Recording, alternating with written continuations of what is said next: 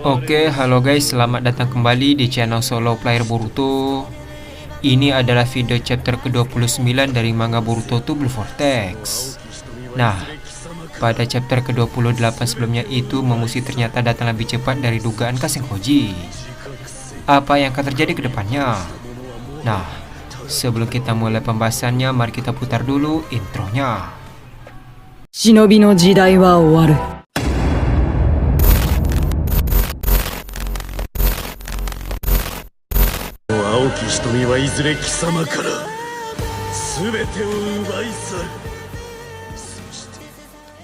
Adegan dimulai dengan memperlihatkan flashback Boruto dan Momoshiki yang sedang mengajukan kerjasama. Momoshiki berkata, "Kau bilang kau mau meninggalkan tubuhmu." Boruto membalas, "Ya, tapi itu kalau aku sudah mengalahkan Jura. Aku tidak akan menarik ucapanku. Kau sudah mengerti keseriusanku tanpa perlu aku mengatakannya kan?" Mendengar hal tersebut, Momoshiki berkata, "Ini menjijikan, tapi pikiran kita seluruhnya saling terhubung satu sama lain.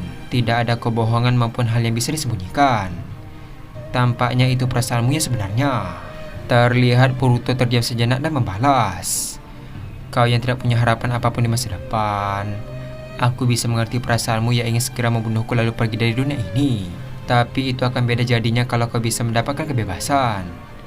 Bagi aku dan kau manusia Pondewa itu sama-sama musuh kita, ya kan?"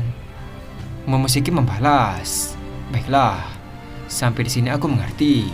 Lalu, setelah membereskan para manusia Pondewa itu, kau akan datang membunuhku ya?" Mendengar hal tersebut, Boruto pun tertawa. Dengan raut wajah yang serius, Momoshiki berkata kembali, "Tidak bisa begitu bodoh. Asalkan bisa mendapatkan kebebasan, Kawaki adalah yang pertama kali aku bereskan." Tak lama setelah itu, Boruto berkata, "Katakan yang jelas. Jadi bagaimana? Kau mau bekerjasama atau tidak?" Tanpa basa-basi, tiba-tiba segala karma di tangan kanan Boruto pun aktif. Sambil tersenyum, Momoshiki berkata, "Tak perlu kupikirkan lagi. Karma atau apapun itu, pakailah sesukamu. Cepat habisi musuh kita sekarang juga." Adegan pun beralih ke masa sekarang.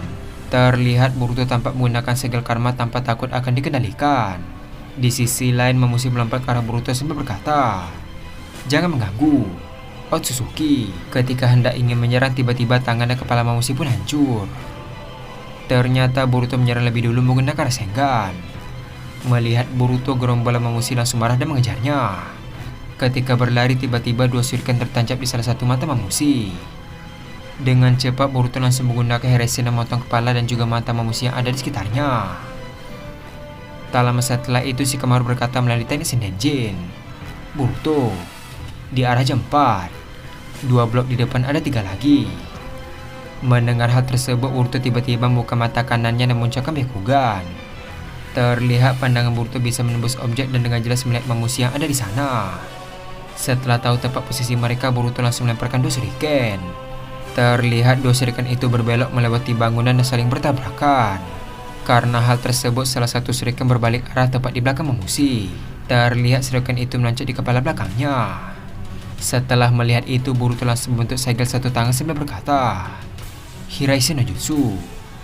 Terlihat Boruto sekarang berada di atas 3 Momoshiki.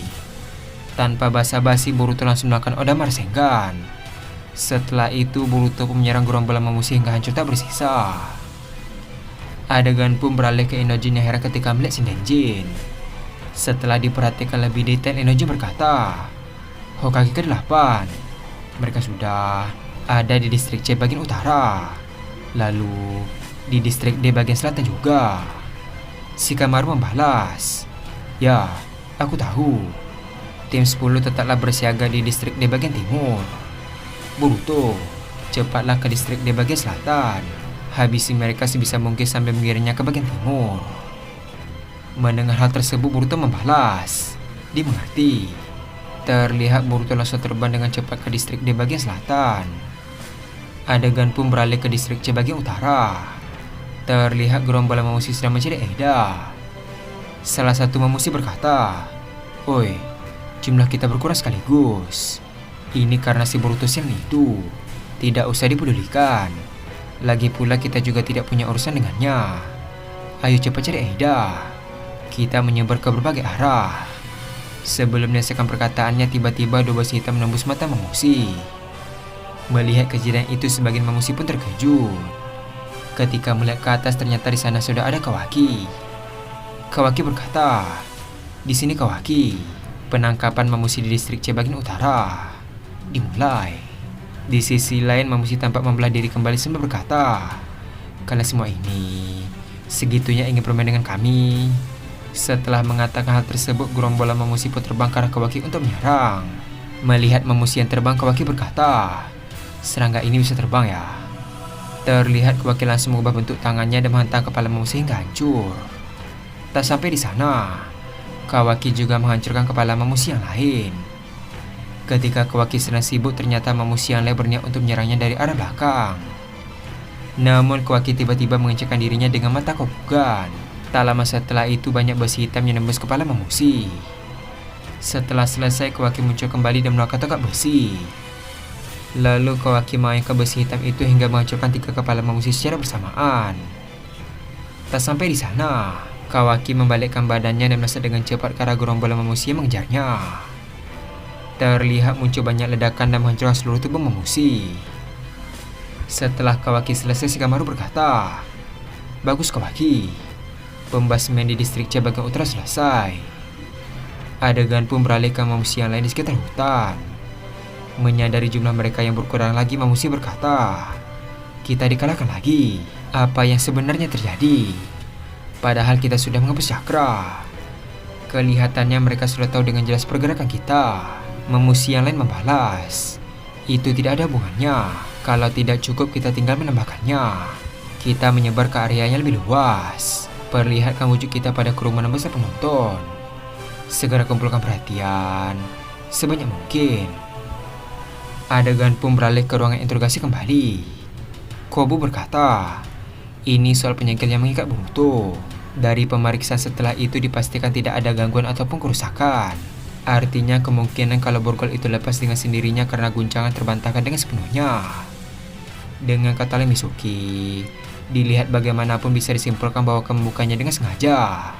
Mendengar hal tersebut, tatapan Mizuki mulai serius. Kobu melanjutkan perkataannya, "Nah, masalahnya ada pada kode pembuka 4 digitnya. Kau yang tidak punya otoritas bagaimana bisa mengetahuinya?"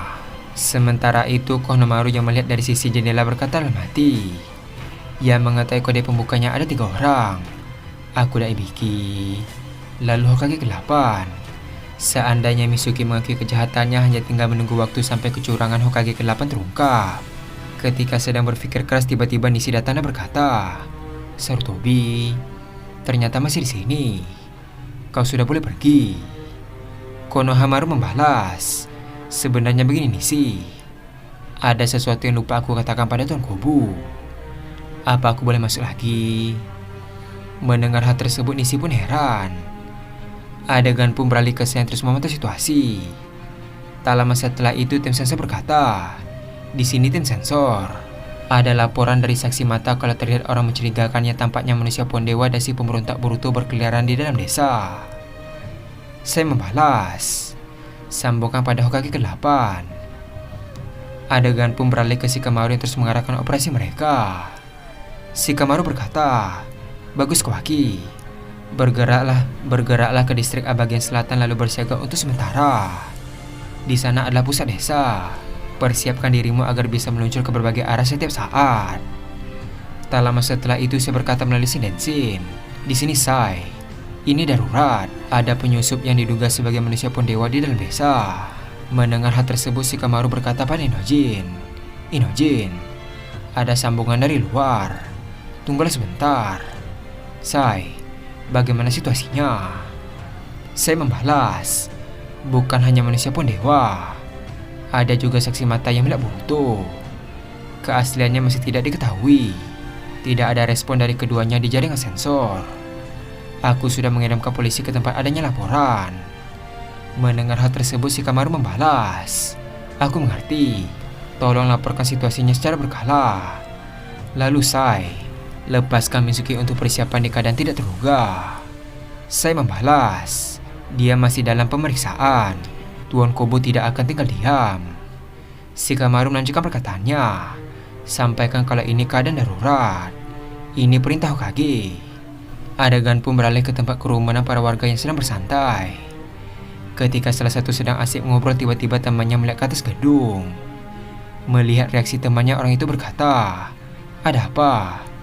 Ternyata Memusi yang lain berdiri di atas gedung itu. Tak hanya itu saja, gerombolan Memusi yang lain juga berkeliaran di jalan desa. Memusi berkata, "Oi, kau yang di sana, di mana Eda?" Adegan pun beralih ke Inojin yang terkejut dan berkata, "Sial, dalam waktu sependek ini mereka bertambah banyak dan sekejap. Total jumlah mereka diperkirakan ada 50 lebih." Adegan pun beralih ke Chocho yang mendengar teriakan para warga. Mendengar hal tersebut, tim 10 langsung bergegas menuju ke lokasi. Shikade berkata, "Dekat sini, sebelah sana." Di sisi lain tampak Shikamaru berkata, "Boruto, rencana kita berubah." Mereka menyebar luas ke segala arah dari distrik di bagian selatan sebagai pusatnya. Giring mereka dari bagian barat daya dan berkumpullah dengan tim 10 di bagian timur. Boruto membalas, "Baik." Terlihat Boruto terus menebas mata Memusi sambil berlari ke lokasi tujuan. Adegan pun beralih ke Kobu kembali. Kobu berkata, "Jawablah Mizuki, kenapa kau bisa tahu kode pembukanya?" Tak lama setelah itu tiba-tiba Konohamaru membuka pintu ruangan interogasi. Melihat Konohamaru, semua orang pun heran. Kobu berkata, "Ada apa Sarutobi? Aku tidak merasa memanggilmu." Konohamaru membalas, "Maaf, sebenarnya tadi ada hal yang lupa saya sampaikan. Saya mohon maaf sebesar-besarnya. Tapi soal kode pembukanya, sepertinya saya lupa mengesetnya. Ini kesalahan saya." Mendengar perkataan Konohamaru, Kobo pun bingung. Konohamaru melanjutkan perkataannya, "Maksud saya sejak awal, borgol Boruto tidak terkunci. Tidak ada kode pembukanya. Borgolnya dalam kondisi yang tidak aneh kalau terlepas karena guncangan." Melihat kejadian itu, Mizuki berkata melalui Shindensin, "Guru Konohamaru, apa maksudnya ini?" Konohamaru membalas, "Aku tahu kalau kau yang melepaskan Boruto, termasuk Hokage ke-8 yang beritahukan kode pembukanya. Kalau kenyataannya terungkap yang terburuk, dia bisa saja dilepaskan dari posisi Hokage. Fakta itu tidak boleh sampai ketahuan. Setidaknya untuk sekarang, Konoha ini membutuhkan dia." Di sisi lain, Seipe menoleh ke arah Kobu. Kobu berkata, "Dasar kau ini, kau memang pria yang tidak bisa berbohong ya. Siapa yang kau lindungi?" Mendengar hal tersebut, Konohamaru pun terkejut. Konohamaru membalas, "Tuan Kobu, jangan curiga begitu." Kobu melanjutkan perkataannya, "Sudahlah, jangan berkata apa-apa lagi. Panggil Hokage kemari. Ini giliran dia." Mendengar hal tersebut, Mizuki dan Konohamaru pun khawatir. Adegan pun beralih ke Memusi yang berdiri di atas gedung. Melihat mereka, warga Konoha pun berhenti dan melihat ke arah Memusi. Memusi berkata, "Saat ini, yang melihat kita ada sekitar 70 orang ya. Eida tidak ada di antara mereka. Ayo pergi ke tempat berikutnya." Ketika ingin pergi, tiba-tiba Himawari muncul di hadapan mereka dan menendangnya. Terlihat Memusi pun terpental jauh ke atas. Namun Memusi langsung membelah diri untuk membalas serangan Himawari. Namun Himawari menghindari serangan tersebut. Ketika sudah turun di permukaan, Shikade dan Chocho berlari ke arah Memusi. Sambil berlari, Chocho berkata, "Hima, kau tidak apa?" Himawari membalas, "Tidak apa."